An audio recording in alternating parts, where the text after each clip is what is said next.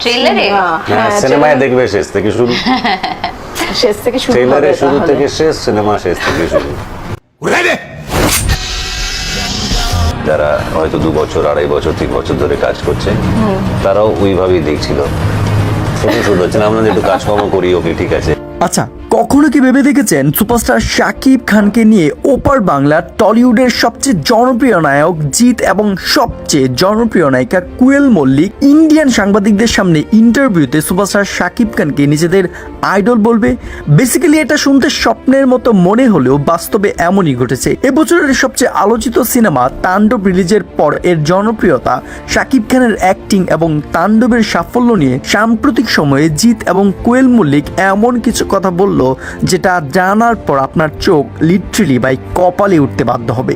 I hope ঘটনা যা হলো সেটা হচ্ছে যে সম্প্রতি এক ইন্টারভিউতে সুপারস্টার শাকিব খান সম্পর্কে প্রশ্ন করা হয় এবং উত্তরে জিৎ কোয়েল বলেন, যখন শাকিবের তাণ্ডবের ট্রেইলার গানগুলো দেখেছিলাম তখন হাঁ করে তাকিয়েছিলাম এবং মনে মনে ভাবছিলাম এত সুন্দর অভিনয় কিভাবে সম্ভব। আমরা তো আমাদের কেরিয়ারে এমন দুর্দান্ত বাংলাদেশি কোনো নায়কের অভিনয় দেখিনি। আমার কাছে মনে হয় এমন একজন মানুষকে আইডল হিসেবে আমরা যদি মনে করি তাহলে অবশ্যই আমরাও একদিন তার মতো জনপ্রিয়তা লাভ করতে পারবো। ইন দ্য মিন টাইম এই ইন্টারভিউ সোশ্যাল মিডিয়াতে এত পরিমাণে ভাইরাল যে পাবলিক বলছে হ্যাঁ এইবার লাইনে আসলো জিৎ কোয়েল।